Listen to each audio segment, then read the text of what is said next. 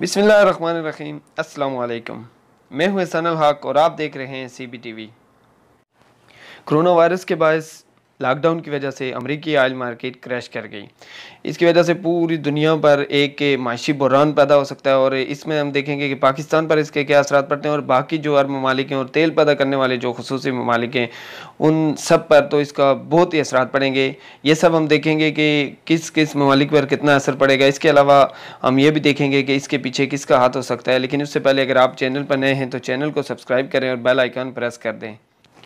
तो चलते हैं अब आज की सबसे बड़ी न्यूज़ की जानिब। कल सुबह जब अमेरिका में मार्केट का आगाज़ हुआ तो तेल की कीमत थी $17 फी बैरल और ये कम होते होते होते एक ही दिन में सिफर पर आ गई और बात यहाँ पर रुकी नहीं बल्कि ये मज़ीद गिरता गया और एक वक्त ऐसा आया जब -$24 फी बैरल यानी कि एक बैरल तेल लो और साथ $24 भी लो। ये हालत इससे पहले दुनिया में कभी नहीं देखी गई। दुनिया में तेल की रसद ज़्यादा है और तलब कम होने की वजह से ये हालात पैदा हुए और यानी कि आपको पता है कि लॉकडाउन की वजह से पूरी दुनिया बंद है। तो जो ममालिक थे तेल पैदा करने वाले वो लगातार तेल पैदा कर रहे थे और ज़ाहिर है उनको बंद भी नहीं किया जा सकता। तेल के कुओं को कम तो हो सकती है लेकिन बंद भी नहीं हो सकता, जिसकी वजह से मार्केट में तेल बढ़ता गया और आखिर में एक ऐसा वक्त आ जाया कि जब तेल इतना ज़्यादा हो गया कि उसको रखने की जगह भी नहीं रही और उस वक़्त मार्केट क्रैश कर गई और जिसकी वजह से पूरी दुनिया की माइशत पे असर पड़ेगा। लेकिन सबसे ज़्यादा जो इस वक्त असर पड़ा है वो अमेरिकी माइशत पे पड़ा है। अमेरिकी माइशत क्रैश कर गई। अमेरिका का सुपर पावर स्टेटस जो है तो इस टाइम ख़तरे में पड़ गया और ये जो हालत हुई है अमेरिका की, ये गुज़िश्ता 100 साल में कभी ऐसी दुनिया में ऐसा बहरान नहीं आया और अमेरिका पे ख़ास करके गुज़िश्ता 200 साल में इतना बहरान कभी नहीं आया जो कि जैसा कि आज हुआ है। यानी कि ये एक ऐसी न्यूज़ है कि जो सुनकर यकीन ही नहीं होता कि अमेरिका जैसा मुल्क जिसकी 22,000 अरब डॉलर यानी कि $22 ट्रिलियन माइशत थी, ठीक है, उसके करीब भी कोई ममालिक नहीं था और वो मुल्क जो 50 साल ने यानी कि आगे की सोच के उसने मनसूबाबंदी कर रखी थी। उसके अलावा पूरी दुनिया में अमेरिका की इजाज़त के बगैर कोई फ़ैसला नहीं हो सकता था। पूरी दुनिया पे यानी कि अमेरिका का सुपर पावर, हर चीज़ अमेरिका की मर्ज़ी से होती थी और वो अमेरिका एक ही दिन में उसकी मार्केट क्रैश कर गई और उसका यानी कि अरबों नहीं खरबों डॉलर का नुकसान एक ही दिन में हो गया और तेल की वजह से। लेकिन अब ये देखना है कि ये खाली अमेरिका का नुकसान हुआ है या तेल की जो कीमतें गिरी है इसकी वजह से और कौन कौन से ममालिक मुतासर हुए हैं। तो ये बात बहुत ख़ास है और इसका पाकिस्तान पे कैसे असर पड़ेगा अब हम ये देखते हैं।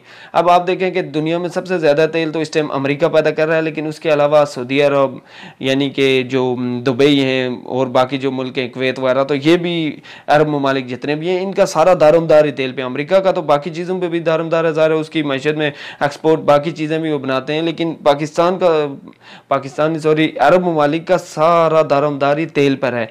तो इन ममालिक के लिए अमेरिका से भी ज़्यादा ख़तरे की घंटी बज चुकी है क्योंकि इन ममालिक का तेल के अलावा कोई ज़रिए आमदन है ही नहीं। यानी कि किसी का 90% माइशत का निज़ाम तेल पे चलता था, किसी का 85%, किसी का 95%।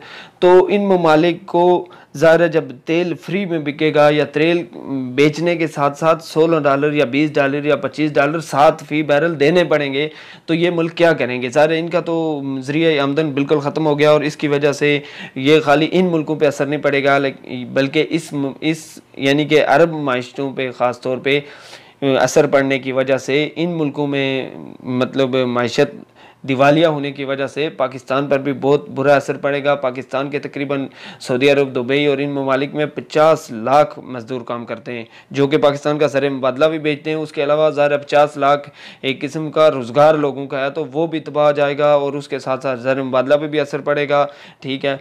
तो ये एक पाकिस्तान के लिए भी ख़तरे की घंटी है, ये अरब ममालिक के लिए भी ख़तरे की घंटी है और अमेरिका तो ज़ाहिर है उसकी तो मार्केट ही क्रैश कर गई, वो तो उसका तो सारा निज़ाम ही इस टाइम दरम बरम हो गया और यकीन नहीं आ रहा कि वाकई अमेरिका जैसे सुपर पावर के साथ ऐसा हो सकता था।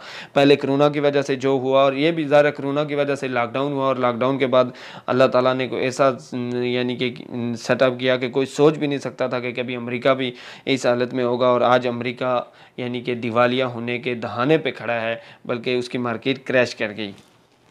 अब सवाल ये है कि इन सब क्राइसिस के पीछे है कौन।